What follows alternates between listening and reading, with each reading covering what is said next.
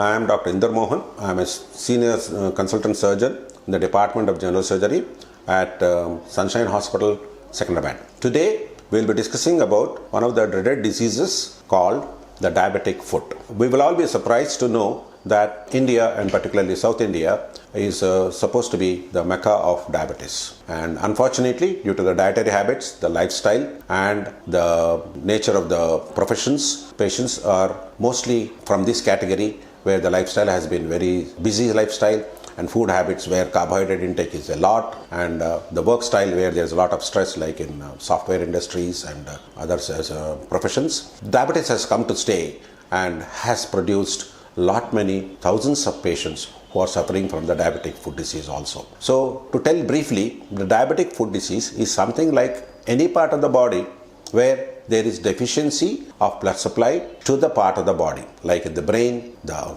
eye, kidney, heart. Similarly, the blood supply also is causing diminished blood supply of the lower limbs, also is causing diabetic disease. Fortunately, the upper limbs are spared in diabetic disease, and for some reason the lower limbs are the ones which are involved in diabetic foot disease. That's why the diabetic foot disease is notoriously considered as one of the times killer disease in diabetic patients. Initially, the diabetic foot is recognized by having some kind of numbness and not having proper sensation of the foot, and during this stage, if the patients approach the doctors, we subject them to a couple of protocols of tests, and that will be basically the one which will actually evaluate the stage of the diabetic foot disease. The first and foremost thing will be a clinical examination of the patient to realize whether there is a deficient blood supply to the thigh part, or leg compartment,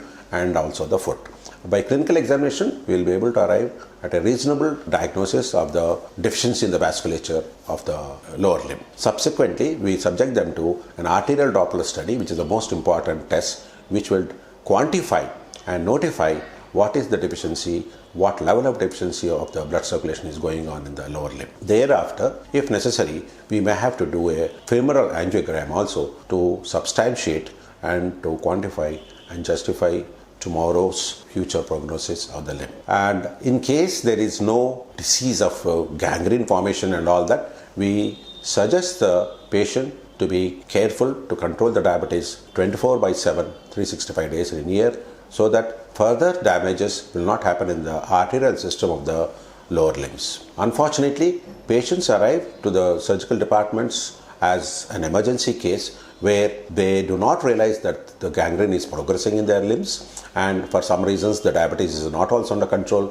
The diabetes not being under control, blood supply being low, the limb is a very good location for organisms to grow through a simple cut or simple injury to the toes or the foot or the sole. One small injury can cause the wound not to heal. From there, the infection can spread into the layers of the foot, both in the sole as well as in the dorsum of the foot.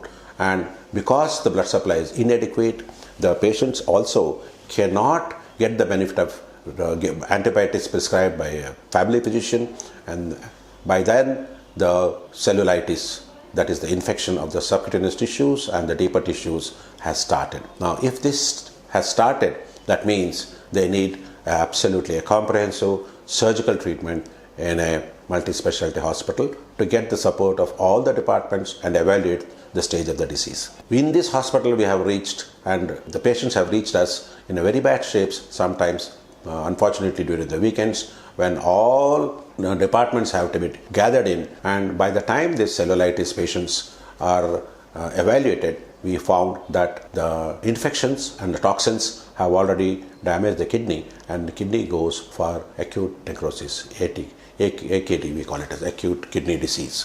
So the kidney also can be blood damaged, and similarly by this time the patient would have also had undiagnosed subclinical heart disease also, wherein we have to assess all these things and take the patient into the consideration of investigations. And when there is a diabetic gangrene, we are supposed to rush and remove that area of the gangrene tissues, get the patient out of the infection so the toxin levels will drop and the need for antibiotics will be much less. and patient will recover in a couple of weeks for the leg to improve. And only in unfortunate conditions, sometimes we may have to remove a part of the foot, like a toe or a great toe, or some layers of the tissues in the sole of the foot, or sometimes some of the gangrenous tissues like the skin and subcutaneous tissue on the foot, or even sometimes in the leg compartments. Now, unfortunately, when the patient arrives into the hospital in a much later stage, out of ignorance or due to the delayed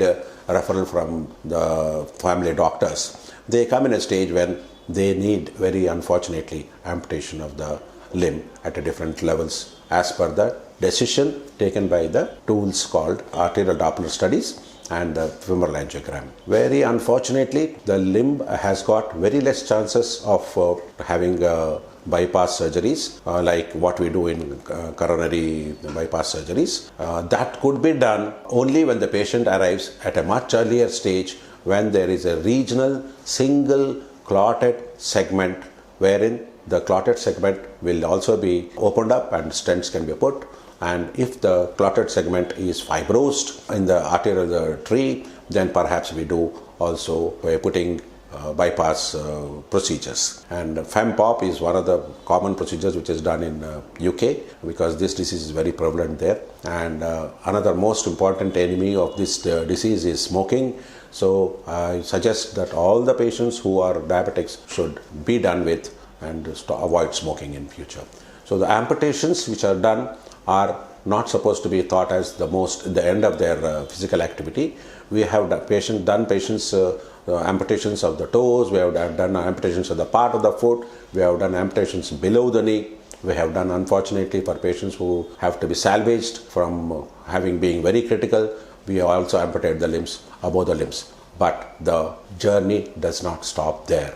Always there are now very advanced artificial limb providers which are coming, companies from within India and abroad, where a patient will have near normal life, including there are semi-marathons conducted for amputees, you must all know. The amputees can walk and run as good as any normal person. It is the question of only how you take the life and how you reach the concerned artificial limb manufacturers with the help of the surgeon who has operated them. Thank you so much.